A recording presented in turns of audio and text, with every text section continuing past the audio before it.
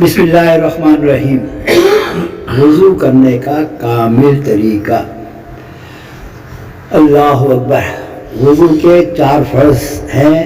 سب سے پہلے پورے چہرے کو دھونا 1 مرتبہ، سر کے پیشانی سے لے کے ٹھوڑی کے نیچے تک، ایک کان کی لو سے دوسرے کان کی لو تک۔ دوسرا ہے کوہنیوں سمیت دونوں ہاتھوں کو دھونا۔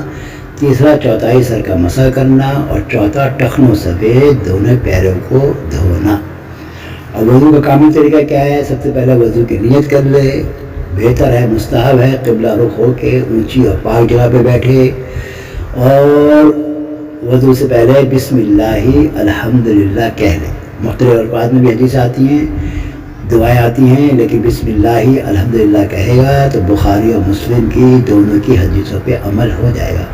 پھر دائیں طرف سے شروع کرے، پہلے سیدھا ہاتھ دھوئے، پھر دونوں ہاتھوں کو 3 مرتبہ دھوئے، ٹھیک ہے، گٹا سمیت۔ اس کے بعد کلی کرے، پھر مسواک کرے، 3 مرتبہ کلی کرنا ہے، 3 مرتبہ ناک میں پانی ڈالنا ہے، الٹے ہاتھ کی چھوٹی انگلی سے صاف کرے اور ناک کو سینک بھی لے، ٹھیک ہے۔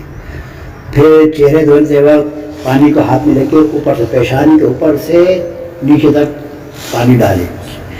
پانی کا بہانا ضروری ہے، چہرہ اس وقت دھلنا شمار ہوگا۔ اگر آپ نے گرم پانی کو لے کے چھوڑ دیا، ہاتھ پھیر لیے تو مسح ہوگا، اور اگر بہت سخت ٹھنڈا پانی ہے، پانی ہاتھ میں لے کے چھوڑ دیا اور ہاتھ پھیر لیا تو مسح ہوگا۔ چہرے کا مسح نہیں ہے، چہرے کا دھونا فرض ہے، ٹھیک ہے نا۔ اس کے بعد 3 دفعہ چہرے کا دھو لیا۔ اب آپ کی داڑھی گھنی ہے تو ہاتھ کو گیلا کریں گے اور داڑھی کا خلال کریں گے۔ جن کی داڑھی گھنی ہے ان کے لیے خلال کرنا سنت ہے، جن کی داڑھی ہلکی ہے یا داڑھی نہیں ہے تو داڑھی والی جگہ کو پورے کو دھونا یہ ان کے لیے ضروری ہے، ٹھیک ہے۔ اس کے بعد اللہ بھلا کرے آپ کا ہاتھ، پہلے سیدھے ہاتھ کو دھوئیں گے، بعد لوگ ٹوٹی کے نیچے کونی رکھ دیتے ہیں اور ہاتھوں کو دھوتے ہیں، یہ خلاف ادب ہے۔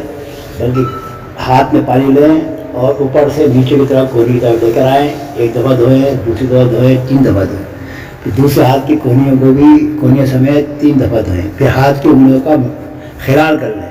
ہاتھ اور پاؤں کی انگلیوں کا خلال کرنا یہ بھی وضو کی سنتوں میں سے ہے۔ درمیان میں دعا کر لیں، اللہم اغفر لی ذنبی ووسع لی فی داری وبارک لی فی رزقی۔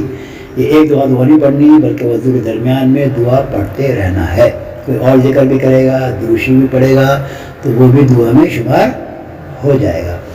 اس کے بعد ہاتھوں کو گیلا کریں، اور چوتھائی سر کا مسح فرض تھا لیکن آپ پورے سر کا مسح کریں، پورا شروع سے لے کے پیشانی کی باڈی سے پیچھے جائے، پورے سر کا مسح ہو جائے گا۔ اس کے بعد کانوں کا مسح کرنا یہ الگ سنت ہے۔ پھر گردن کا مسح کرنا یہ مستحب ہے، بعض کے نزدیک مستحب ہے، بعض کے نزدیک مستحب بھی نہیں ہے۔ بڑی لمبی چوڑی بحثیں ہیں اور بہت ضعیف حدیث ہے، اس لیے جو کرتا ہے کرے، نہ کرتا ہے نہ کرے۔ اس کے بعد الٹے ہاتھ سے چھوٹی انگلی کا خلال کرتے ہوئے، پاؤں کی ساری انگلیوں کا خلال کرتے ہوئے 1 مرتبہ پاؤں کو دھوئیں، پھر دوسری مرتبہ پاؤں کو دھوئیں، پھر تیسری مرتبہ پاؤں کو دھوئیں۔ دونوں پاؤں کو 3 مرتبہ دھوئیں۔ پاؤں دھونے میں بہت لوگ مبالغہ کرتے ہیں، مبالغہ کرنا بھی غلط ہے کہ دھوتے رہیں 6، 7، 8 مرتبہ دھو رہے ہیں، یہ بھی مکروہ ہے۔ اور بہت کم دھونا کہ جگہ خشک رہ جائے، یہ بھی نہ۔ 3 مرتبہ دھونے کا خیال کریں گے، 1 مرتبہ دھویا، دوسری مرتبہ دھویا، تیسری مرتبہ دھویا تو سب چیزیں دھل جاتی ہیں۔ اس طرح دونوں پیروں کو 3 مرتبہ دھوئیں۔ اس کے بعد آسمان کی طرف نگاہ اٹھائیں۔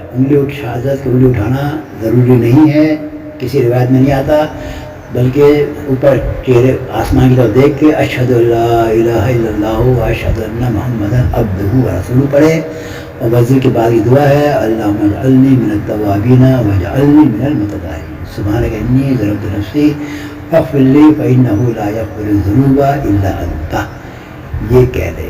وضو کے مکروہات میں سے یہ ہے کہ ایسا وضو نہ کریں کہ دائیں بائیں والوں کو چوٹے جائیں، اور ایک عضو کے خشک ہونے سے پہلے دوسرا عضو دھو لے، بہت زیادہ پانی نہ بہائے، درمیان میں باتیں نہ کرے، پیر دھر پہ وضو کرے، ایک عضو کے خشک ہونے سے پہلے دوسرا عضو دھو لے۔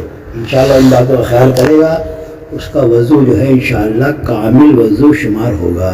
اللہ ہمیں کرنے کی توفیق نصیب فرمائے۔